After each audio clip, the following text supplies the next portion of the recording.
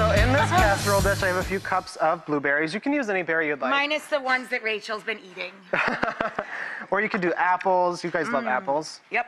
So you can do anything like that. I was testing this recipe and I was mixing it in a mixing bowl and I'm like, why am I doing that? Why not just mix it in the casserole dish?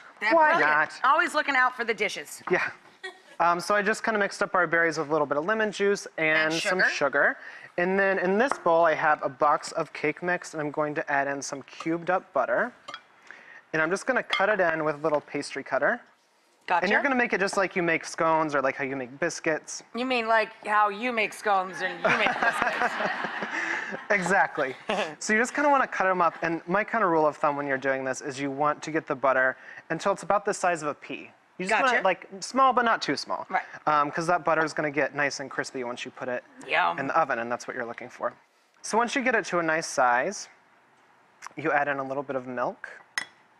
Gotcha. Not too much. I like this part because once you put it in the liquid, it starts to turn red and it looks really cool. It looks so cool. This would be great for the 4th of July, right? Oh my God, it'd be adorable for the 4th of July. Red and blue, a little whipped cream. Print this one out and put it on the fridge.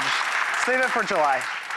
And then I add in some almonds because I like the crunch of those. And yeah, I love nuts. Yeah, and it looks kind of dry once you put it on top of the cobbler, but that's kind of what you want it to look like because you don't want it to be too wet. Right. Exactly. The butter's going to melt and everything's going to kind of come together. And I have one in the oven that's already done. Wow, that's going to be amazing. Oh my God, Grant, it looks gorgeous. Isn't this pretty? Gorgeous. Here, I'll get a trim. Oh my God, that's Red so velvet cobbler.